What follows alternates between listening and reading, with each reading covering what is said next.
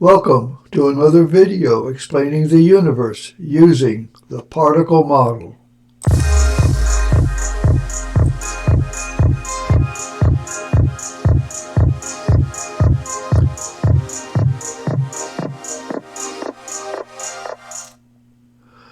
Well, today's video is titled Speed of the Electric Field versus C. And I've been going over certain terms. I've covered law, constants, and basically I'm going over what C is as it relates to different applications. Speed of light, speed of the magnetic field. Today is the speed of the electric field. And I have another one planned plus some more. But I kind of realized after I found this particular link that maybe I've been saying things incorrectly, and it's probably because of a common use. It's used this way often, but all of a sudden when I read this and studied it briefly, it didn't take very long, I found out that using terms the way I have been and the way other people seem to use it, quite right. Okay, so here's the mistake. An electric field, this is from this link, with the difference between a force and a field. An electric field, due to a charge, is the space around the charge, in which any other charge experiences a force of attraction or repulsion. Well, if it's the space, can a field have speed? We'll look into this a little bit more. Whereas an electric force is the electric field intensity. The force is the intensity, the magnitude, and is defined as the force on a unit positive charge at any point. So it's the intensity of the force at any point in the electric field. And the field is a space. And so the question here is, if it's intensity, and force is generally a vector with both magnitude, which is intensity, and direction, but not speed. Can force have a speed? So try to straighten this out just a little bit better in this video, and hope this clarification helps not only me but others as well. Okay, so I looked up electric field in Wikipedia, my favorite one to go and find out what they say.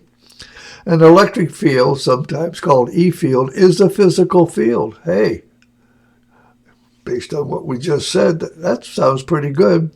It surrounds, this space surrounds each electric charge, okay, and exerts a force. The space exerts a force. We'll get into that, but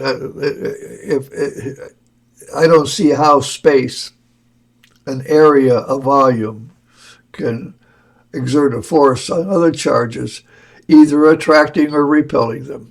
Electric fields originate from electric charges or from time-varying magnetic fields. That's generally true. Electric fields and magnetic fields are both manifestations of the electromagnetic force. In today's science, the main force is electromagnetic, and somehow the electromagnetic force creates fields, forces which are intensity points in space, create fields. Probably it just seems a little bit circular when a field, electric field. Anyway, it's rather confusing. Well, here's another quote I got from Quora, another one of my favorite sources. Standing still charged particle.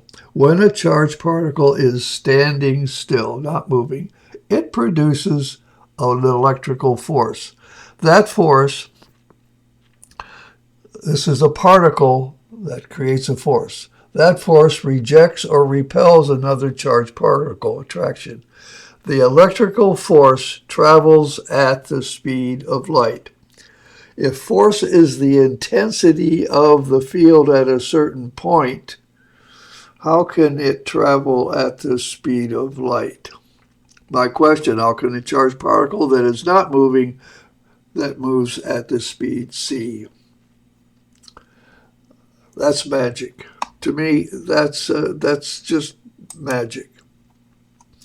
Now, this is just a diagram. This is the source of these two drawings. This is a positive proton, and it generates an electric field that moves at that speed c. Wow, one little particle sitting there, charged or not, at least they claim it's charged, it has to be charged, and it generates an electric field that goes out in all directions, including three-dimensional directions, and moving at speed c. You know, the only other thing I know that does something like that is the sun. Okay, the sun is a really large, huge ball of fire, and it generates light out in all directions. Yeah, we can get that it generates, that it does that. How does a charged particle generate a force moving at speed c? I don't know. They're telling you this is what it does, whether you agree or not, and it attracts or repels charged particle. But they don't tell you what this is. And this is the basic problem that they have. They can tell you what it does, but they don't tell you what it is. Well, one more look up from, I got this is just a graphic from Bing, and what I picked up on this is it shows Coulombs law, or in the next slide I'll show the equation. Well, and to me, throughout my studies and my career, the Coulombs equation is the equation for electric force. And of course, this says the like charges repel, unlike charges attract. Protons repel each other and electrons the same. But the electromagnetic force attracts electrons to protons. It's kind of stated rather funny, but okay, generally that's okay. And there's electron capture. The electromagnetic force pulls electrons. It's a pulling force. Maybe they have ropes, I don't know, into orbit around positively charged atomic nuclei. The larger the molecule, the more the nuclei, the more electrons are pulled in. It pulls them in with a rope. And then it keeps the atoms and molecules together. And so, but basically this is electrostatic. I think of this as all electrostatic. They call it electromagnetic, but they don't show anything about a magnetic force. And here's Coulomb's equation, where the electric force is equal to the constant times the charge of particle 1 times the charge of particle 2 over the square of the distance. Coulomb's law, Coulomb's inverse square law, is an experimental law of physics and it is experimental. That is, it's an empirical equation. There's no theory behind it. There's no explanation of what causes this, just what it does. Quantifies the amount of force between two stationary electrically charged particles. The electric force between charged particles at rest conventionally is called electrostatic force or Coulomb force. The law was first discovered in 1785 by French physicist Charles Augustin de Coulomb, hence the name. By the way, this Coulomb's law and Coulomb's force, this electric force, is not one of the four major forces. Four major forces are gravity, nuclear strong, nuclear weak, and magnetic or electromagnetic. Or they've even combined some and you have electroweak. The electric force is not one of the major forces. It's not listed. It disappears into the system somewhere. Well, in the particle model, the electron and proton has no charge, and so we actually can take this equation and we convert it to a gravity 2 equation. When you take away the charge, you only have mass. And this is what I generally call G2 mass, and there are other videos which go into that explanation. In the case of charge here, you get attraction or repulsion. As they said in the previous, it pulls electrons into orbit with protons, and it holds atoms and molecules together. But in the particle model, we have a similar force. It's a level 2 force, but the particles are attracted, not repelled. There is no repulsion here. There's no charge, just two masses that get attracted. This force will trap G1s into orbitals, and we'll see that when we look at charge on a capacitor. And it does hold atoms and molecules together. It does it by a gravitational force. This could be one molecule, and this is another molecule, and this is the force that holds them together. But this is all about speed and comparing the force of the electric force to speed. And I'm just going to reiterate some of the terms here. A field does not have speed. It's measured in cubic meters or area, depending on, you may only need to look at area, but basically magnetic fields is a space around a magnet that takes up a volume. Electric field is the same way, takes up a volume of space around an object. Force does not have speed. It's usually in newtons. They all correlated to newtons.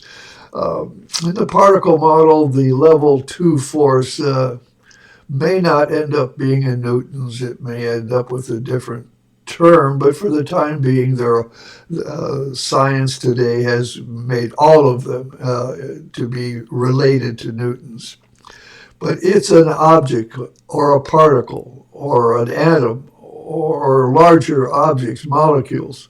They have speed. And it's measured in meters per second. So when you talk about speed, you got to be talking about an object. And in an electric field or a magnetic field, the last time I talked about a magnetic field, the object is a G1 particle moving around, and yes, it has speed. But the force of that particle or that field, the force is at a point is in newtons, and the field is the surrounding area. Okay, the speed of the magnetic field. This is what I said last time. I'm wrong. You can't say that the magnetic field has a speed because it's a space. It's a volume around the object. And in case it's made up of G1 particles moving around and through the magnet at speed c, because the G1 particle, which in the particle model is the particle for light, particle for the magnetic field, particle for electricity, and they all move at speed c, basically at or around the speed of light. Speed of the electric field. No, you can't ask that question. That's wrong. The electric field is a volume, but it is made up of G2 particles moving through a charged capacitor at speed c squared. That's not a value. That's just a name we use to indicate it's a very high speed, and we'll go into that in a moment. Here's a capacitor that shows more electrons on one plate, fewer electrons in the other plate, and they say here with the blue is an electric field. They say it's there. We know that field is the cause of the discharge of the capacitor, but they don't tell you what it is. And it's the whatever physical thing this is what has the speed, not the field. Okay, so this is the same capacitor for using the standard model. This is my drawing for a capacitor that shows G1s.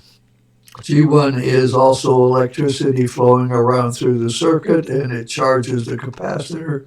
And there is more G1s trapped. That's what the G1 in the circle, it means this is an extra G1 trapped on the atoms in the plate. And you get a whole bunch of them here, and you get a few of them there. And it sets up an imbalance between this plate and that plate. This is like a smaller mass, this is like a larger mass, and it ends up with a G2 force from this plate to that plate, which is used for discharge. Notice the blue arrows are in the same direction. This is the electric force, this is G2 gravity, based on G2, the mass of these two plates. That's the standard version versus our version. And so what is the speed of this G2 particle? Well, in the particle model, the F2 force, or G2 gravity, is the force that bends light.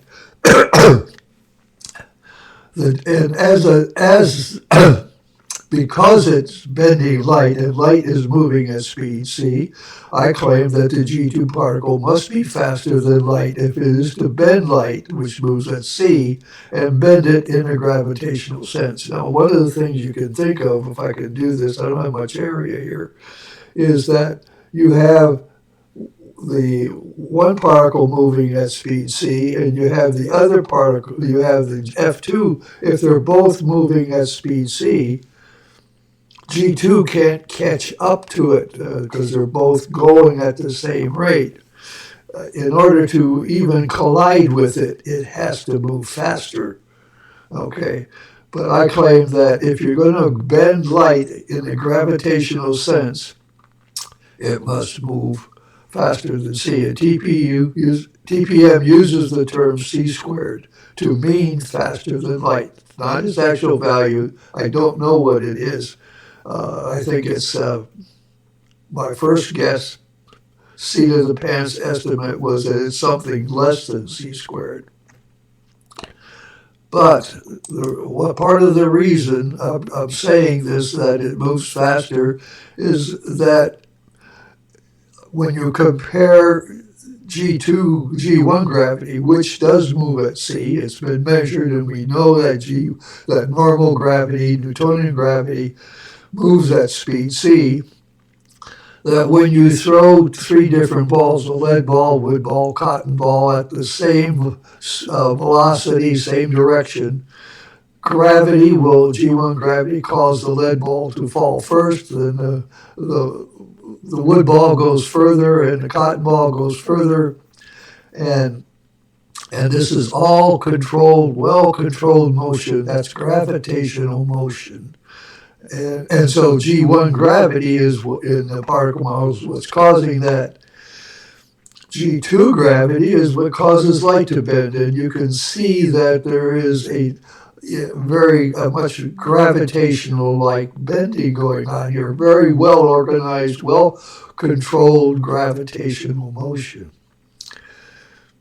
In order to do that, you can't have the force that's bending this moving at speed c and the light moving at speed c, because at best it will only collide and it'll never catch up. It can go along next to, but it'll never cause light to bend in a gravitational sense. So the conclusion is, in the particle model, the quote, there is no electrical force. There is only G2 gravity caused by the G2 particles surrounding an object.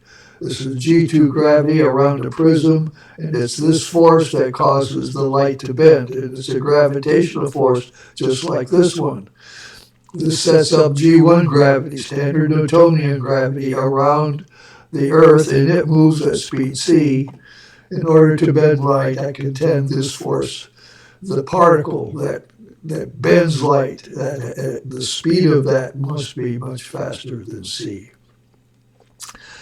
I hope I've straightened out a little bit about what a field is, what a force. A force is the intensity of the field at any point in that field. And the field and the force cannot have a velocity. Only the object that makes that force. But Standard Model doesn't tell you what these forces are. But Particle Model says it's the G2 force that bends light, and it's the G1 force that does the normal gravity. My name is Bobby Hilster, and I am your particle model guru. If you have a question, ask Particle. One of my members just recently asked, can I send you an email? I gave him the answer, and this is it. You can email me at particleguru@gmail.com. Thank you for your attention.